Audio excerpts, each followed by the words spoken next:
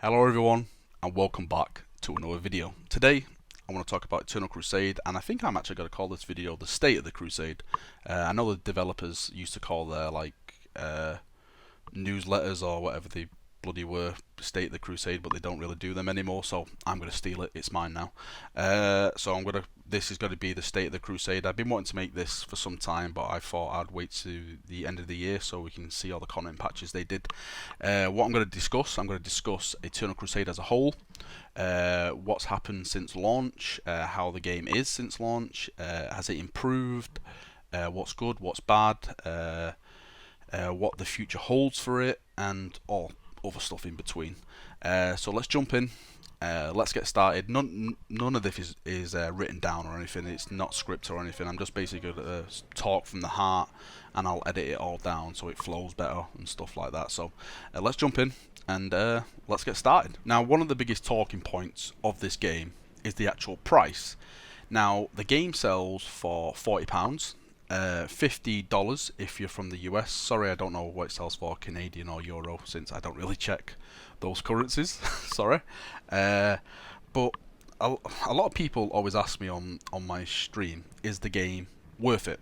Now, I get around 200 people watching my streams. I stream on YouTube and Twitch at the same time, so I do get a lot of people watching me play this game and other Warhammer games. But I mainly stream Eternal Crusade because I do love the game. And one of the commonly asked questions is, Valrak, is the game worth the price tag? And I'm brutally honest with them and say, no, it's not. The game is not worth the price tag. Now, they were selling the game 60% off the other day, and I told people, go out and get the game. If you're going to get the game, go out and get it now, because it's definitely worth the price tag with a 60% off, because the game is still like in a beta of some sorts. You know, there's a ton of balancing issues, there's a ton of optimization issues. The pings for the multiplayer have gone to crap over the last couple of weeks. It's like I haven't really had a ping lower than 180 ms over the past 3 weeks, and I just can't understand it. I know people say, no, yeah, you're just connected to the US servers, but where the EU servers? I haven't connected to an EU server in the past 3 weeks. I find that a bit ridiculous, unless they've got rid of the EU servers, but I don't think we'll ever find that out. And adding to this, you have the cash shop in-game. Now, be aware, this game is being sold for £40, which I've just said, and they have a cash shop. Now, I am gonna bash them in a way about the cash shop, but I can understand why they actually have a cash shop in the game, because they need another source of revenue to keep the game going. Even though they said they're fully funded, which I'm still a bit sketchy about, to be completely fair. So they said they're fully funded, and you know they have this shop into game to earn other profits and stuff, which again is fine. I like to look cool. If they can make me look cool, I don't mind paying for it. But what the problem is for me is that I'm paying £40 for the game, and then it's costing me £10 to wear a helmet, which is completely ridiculous. You know, I think someone did the maths and he bought all the armor. Well, he kitted his guy out with armor, and it come to a price tag of, I think, £25 to make his character like look cool in game. Now, if you're adding that to a £40 base price tag for the game, and then you have to spend £25 to make your guy just look remotely cool in game, that is very, very naughty in my opinion. That is ridiculous. You know, you can't really go around charging those kind of prices for cosmetics, especially when you're selling the game for £40. Now, I wouldn't mind if like the cosmetics were like a couple of pounds and stuff, but when you're selling a helmet for around like £10, it's, you know, you're getting to the levels of where it's quite scammish, and I hate to use a word like that, but yeah, it's coming. It's actually quite upsetting in a way, because I do love this game. I stream this game a hell of a lot. I love this game, and I know a lot of people always say I always bash on the game, but it's not. It's like a love-hate relationship. I want this game to do well. I want this game to be the best 40k game ever. but there's so many moments where I just want to bang my head against the wall because it's like, this is wrong, you should not be doing this, and it's only scaring people away from the game. Now, in a perfect world, which I know will never happen, and I think this is mainly down to the publisher, and this, please take from this video that I'm not bashing the developers, because I think the developers are doing a great job with the tools that they've got. I think most of the problems from the cache side is down to the publisher, Bando Namaka. I can't bloody pronounce that bloody word.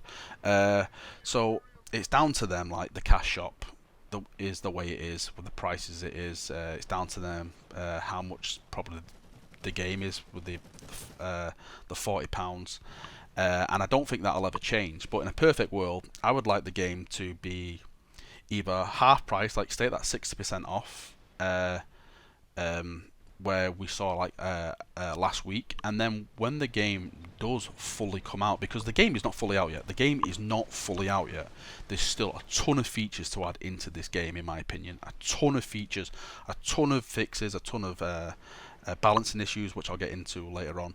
So the game is not fully out, in my opinion, and yeah, they should not be charging for it. But in a perfect world, they should be charging half price, and the cosmetics should be a lot lower. That way you'll get more people coming in, because when the game was at that 60% off, I think I've already just mentioned this at the start of the video, is that we got a ton of new people coming to the game, and that was at the 6% off, and yeah, it just worked. You know, there was a lot more people into the game. There was, you know, I was getting into matches a lot faster and stuff like that with me and all my friends and stuff, and we were having more active enjoyment on EC because more people were playing.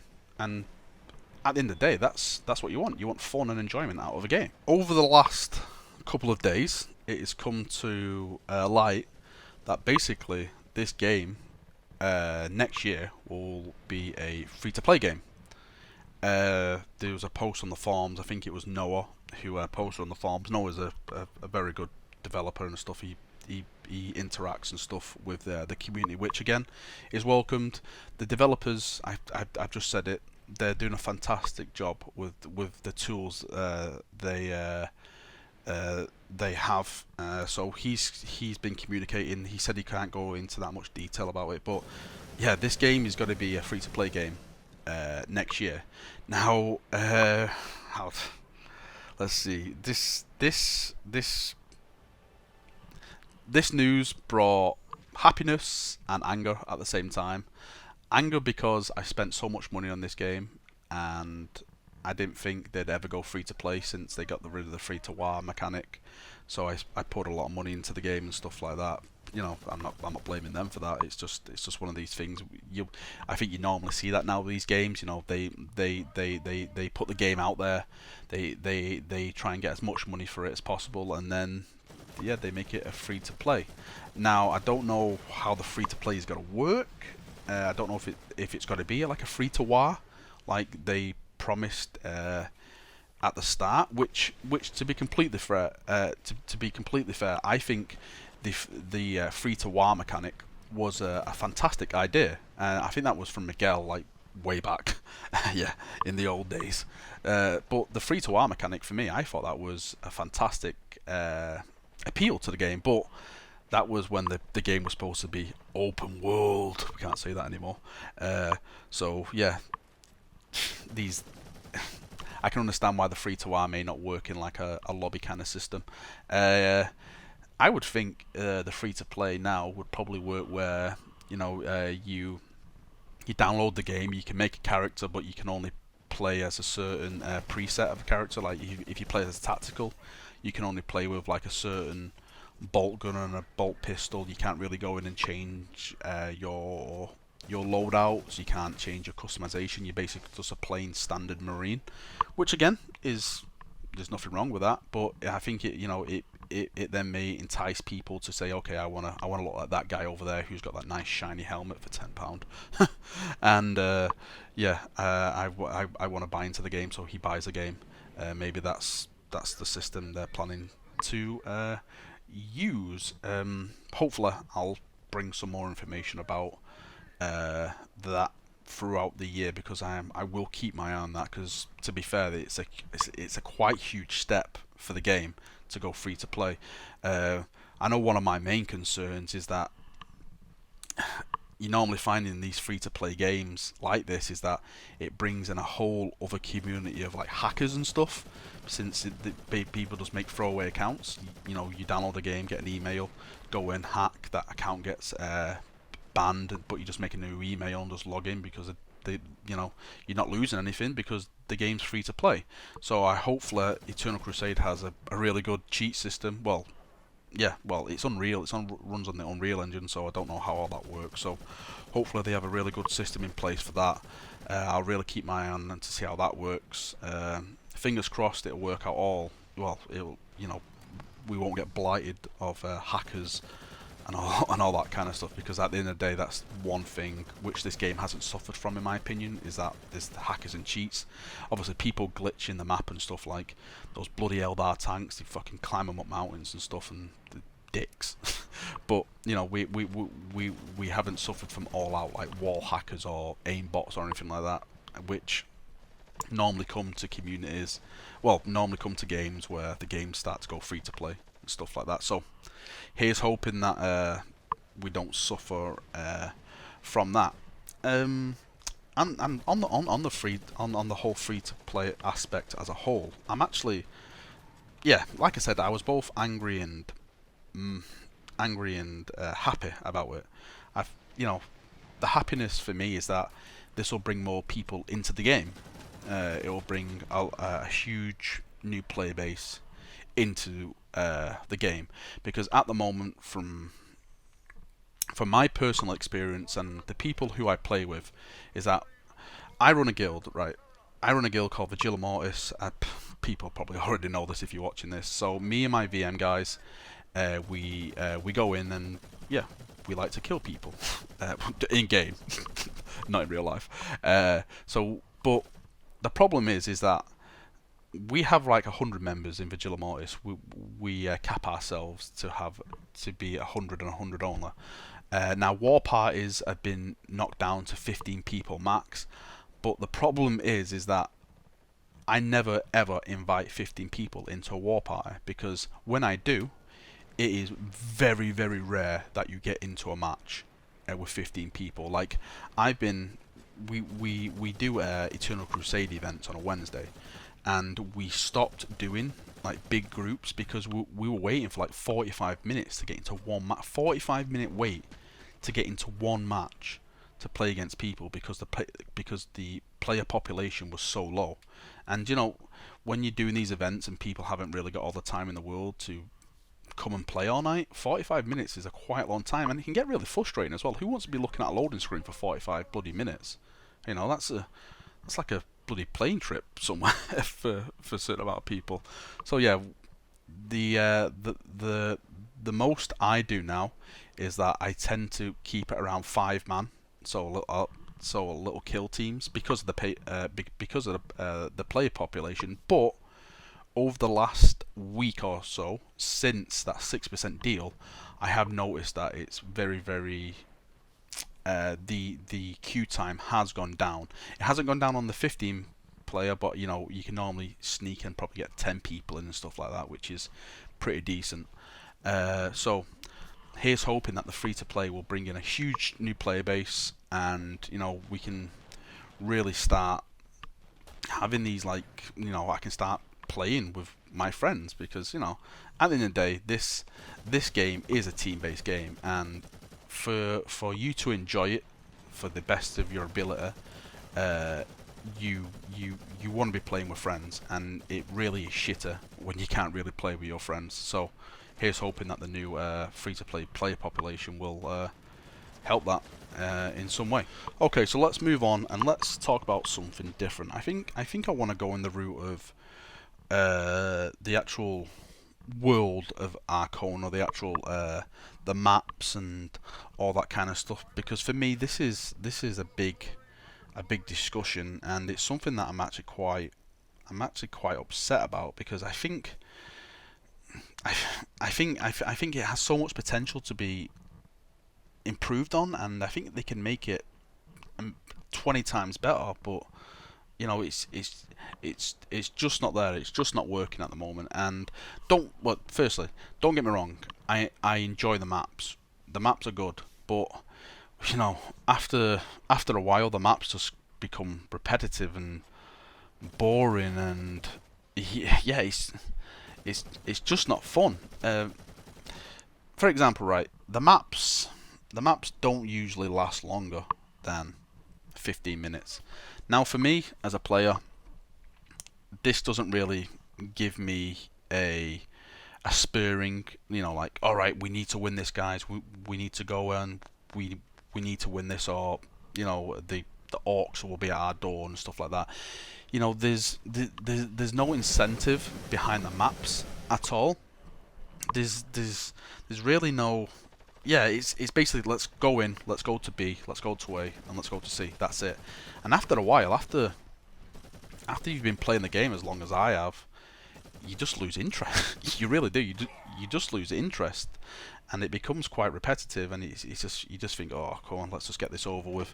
Now, back in the day when I used to play World of Warcraft, there was a map called Ultric Valley. For people who used to play this, you'll probably know where I'm going with this. And this was the days of glorious PvP. Now, I remember I used to go to school in the morning. So I used to go to school at 9 o'clock. So I used to wake up around like 6 in the morning, jump on World of Warcraft, play Ultric Valley till about 8 in the morning, go to school all day, come back, and that same Ultric Valley map would still be going when I got back from school, and it would still be like more or less the same people in there fighting over it and stuff, because the actual map itself was like a back and flow battle.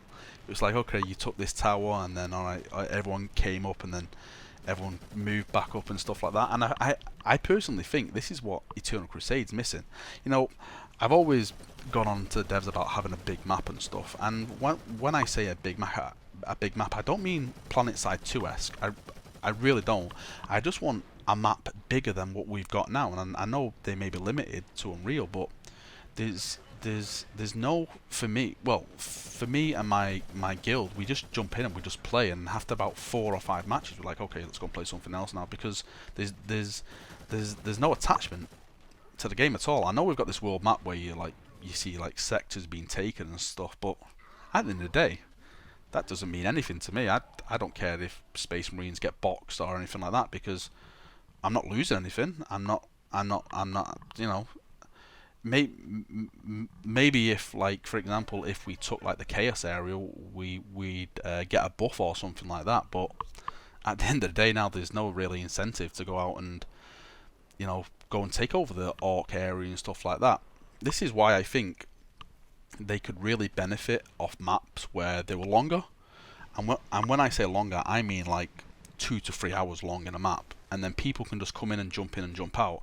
Like in a perfect world for me, I would love a map that doesn't have a timer on it, and it's resource based, so you have to take certain points. And I'm not saying like these resources will just go up like very, very fast. Like, it takes a hell of a lot to get these resources. So, you know, these maps could be going on for like 3 to 5 hours, and it doesn't mean you have to stay in the map for 3 to 5 hours. You know, you can actually coordinate with other guilds, saying, okay, VM will take this map between such and such a time, and then the VI guys can come in at such and such a time, then the Ultra guys, you can come in at such and such a time, and stuff like that. And then that's when you start getting like these guild coordinated events and stuff, because at the moment, this is another thing, I'm probably just going to drift into this now at the moment, is that there's no really coordination between any of the big guilds. It's just, hey, do you want to jump on and do an event? And it's like, well, to be completely fair, I'd rather play on my own guys, because at the moment we can't really jump in as a big group anyway, so I want to play on my own guys, since, yeah, I'm in a guild with them. And it sucks, because I want to go out and I want to play with other guilds. I want to do these like cross events and stuff like that. Like in PlanetSide 2, I remember when I used to team up with other guilds, and it was such a glorious sight to see like 6 huge guilds all go into one objective, and it's like, wow, this is awesome. And it makes me quite sad that I don't think we'll ever see that in Eternal Crusade. Anyway, let's get back to the map situation. I've gone off on that little rant. So yeah, I really think that the maps could use a rework. I know the maps they've got now, like I said, they're okay, but it's just after a while they get repetitive. Just give us one map, one map which is big, and when I say big, I mean like let's say 5 times bigger than the biggest map they've got in game now. Maybe put just like 1 point in the middle. 1 point in the middle, which is a point. So all the fighting is around more or less that 1 point. And maybe we can have like bonus objectives like pop up on the map. Let's say, for example, so you've got this A point in the middle, and then at certain intervals, a side objective pops up, like secure like plasma generators or something bizarre like that. And if you secure these objectives, then you maybe get like a certain buff, or you maybe get more resources to spawn vehicles and all that kind of stuff. Maybe your timer on vehicles goes down, you know, something that gives people incentive to go out and do stuff. And I think this is what the game's missing at the moment, is that it's not inspiring people to play the game. And I know that sounds daft, but there's, you know, please inspire me. Inspire me to purge. Please inspire me to purge. Okay, let's move on to the balancing as a whole in in the game. Sorry, I'm still laughing. So balancing, to be completely fair, has been kind of okay within the game. I know the last patch they just did was a lot of balancing and a lot of bug fixes and stuff, which again, props. You know, they still are working on the game, and for a game like this, when you have 4 different factions in it, it's going to be an absolute nightmare to balance the game. I can completely understand that, especially when you have all these like different communities saying, "Hey, I want that since he's got that. Hey, his gun shouldn't be doing that. Hey, well, is his gun's doing that? Then my gun should be doing that." So yeah, it's kind of hard to get everything working good and proper. So I think the best way to discuss this is look at each of the armies and see what they offer and how they should be. Well, this is in my opinion how they should be. So let's start with Space Marines. Now, I think Space Marines should be, I'm actually doing air quotes here, should be the ranged class in the game. Now, I don't mean ranged class as that they have the most powerful bolters. I think they should be the ranged class as they have the most modifications attached to their weapons. And what I mean by that is that I know like we have modifications now and stuff, but I think we could improve on that by specialist ammunition and stuff for Space Marines. So you have stuff like Hellfire rounds and all that kind of jazz. Because when you look at the Space Marine faction, that's the only thing really, in my opinion, they have is their weapons. Everything else as their faction, everyone has. The ground assault, the Chaos have a ground assault, which can cap points. By the way, I'm probably not going to get into that. The Orcs, they have a shield. So yeah, really, if you look at the Space Marine faction, I think we have one thing that's unique, and that is the grav gun. But after the last balancing with the grav gun, it's really not worth taking. It takes far too long to damage tanks, in my opinion. So I normally just take a melter bomb. I find that I can kill a vehicle with a melter bomb far faster than I can with a grav gun. So yeah, I don't really play with grav guns that much. Anyway, Eldar, I think Eldar should be the most powerful range weapons. So I think their weapons should be the most hard hitting. But I think as a downside to that, I think they should take the most damage. So they should be basically glass cannons. You know, they can go in, they can put a lot of output of damage, but you know they can't go in like Space Marines and go, right, everyone shoot at me. I am an armored Centurion. So yeah, they have to be very tactical and stuff like that. Which at the moment it's just, you know, I feel like bloody Eldar can take more bloody shots than I can as a Space Marine, which I'm like, oh no. Orcs. Now orcs, I love orcs. So I think orcs should be the most hardest to kill. I'm not gonna lie. I think orcs should have the most toughness, and I think they should be the most brutal in melee combat because they're big, they're strong, the brutes. One thing I am seeing, which I do not agree on one bit, is that the orcs guns are far too hard hitting and far too accurate for what they are at the moment. I think orc weapons should be, they should put a lot of fire down onto a target, but they shouldn't be accurate at all. The bullets should just be spraying everywhere, because that's orcs. Orcs overwhelm with just sheer firepower. It's not like it's accurate firepower. There's just so much firepower coming from the same direction. You know, you got to get hit. It's like there's sometimes when I'm playing, I'm going 1-to-1 with an orc, and he's just outshooting me at range, and I'm like, how is an orc outshoot a space marine? So yeah, hopefully that'll get looked at a bit more. Again, this is my opinion, so please don't pop a blood vessel.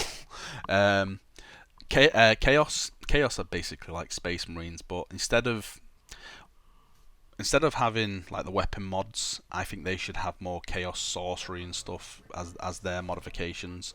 I don't know how really they would do this. Maybe like, well, I know they have the Mark and Nurgle and stuff like that. Maybe just do it with marks, or yes, something along those lines, where chaos, the more chaos, I was going to say magic, but I'm not going to say magic. The more the chaos sorcery is interweaved within their class system, so it changes them from the actual basic clones of Space Marines. But all in all, the balancing has been pretty decent. To be completely fair, I know I said there's been some issues where I've gone, what the hell? For example, the plasma cannon. I know there was definitely a needed. You know, I am the worst plasma cannon. Well, I was the worst plasma cannon culprit that you probably would have ever seen. But now it's like the plasma cannon. Now it's just not even worth taking. It's just, I have no idea why they changed it that bad. I know it needed nerfing, but it's just an unplayable weapon now. It's just not even worth taking anymore. So I do think like there's sometimes where they just over nerf something where there's just no point of even playing with it. So yeah, do you know what? Let's move on and let's finish the video, because I think I've been speaking for like nearly 30 minutes now. Let's end on some good stuff about the game. So let's jump in on that. So yeah, let's round the video up. I just want to speak about a couple more things before we get finished, and that is like what the future holds for EC, like future content, and how what good points the game has. So let's just move into future content. Now, we all know that next, and I think it's February it's coming, that Terminators. Oh well, Terminators. I think it's Wraithguard, if I'm not mistaken, for Eldar. Mega Knobs are coming out, so I think they're going to be like veterans or something. Well, maybe not. Maybe it's going to be something else. But you know, that's new content which I'm looking forward to. I'm a bit concerned about how they're going to balance that. That's yeah, that should be interesting. But yeah, you know, they are showing us that, you know, they will be adding future content. I'm not sure about. I know a lot of people ask me, oh, they're going to be adding other races, Imperial Guard and stuff. Highly unlikely, in my opinion. I don't think we'll see any other races in this game at all. Maybe they may do like seasonal kind of stuff. I don't know, like a Halloween event, maybe for Necrons and stuff. But to be completely fair, I think that'll all be down into the license they've paid for, and yeah, I don't think that'll be a part of it at all. And to be completely fair, I think they've got enough on their plate with the races they've got in game at the moment. And you know, if you add another race into game, that might, you know, shorten the player base down a bit. Because you know, we are suffering from a low player pop at the moment, so adding another race in may cause that to suffer somewhat more. I think if I remember right, I think I saw a Land Raider, or someone's mentioned to me like they shown or they spoke about a Land Raider in game. So they may be adding super heavy tanks and stuff into game, which again is welcome. But then again, I think we're going to need bigger maps for that, because the problem at the moment with the rhinos and the predators and stuff like that is that, to be completely fair, you're in a rhino less than 10 seconds before you reach a point. This is why I think if they have bigger maps like vehicles and vehicle combat will be a lot more tactical. It will add another tactical layer to the game, because you can't just rush in and just plonk your rhino at A point, because A point's right next to the main spawn anyway. So if they make the maps a bit more bigger, and they it it it actually adds that your vehicles actually mean more to your team, then people won't be going away and wasting them. And plus, it's Land Raiders. Who wouldn't want to see an actual Land Raider in game? I know another thing they mentioned as well, and this is for Space Marines really, is that they mentioned about skins and stuff for chapters in game, which again has got me quite hyped about. That they mentioned. Well, this was spoken about months and months back. I remember the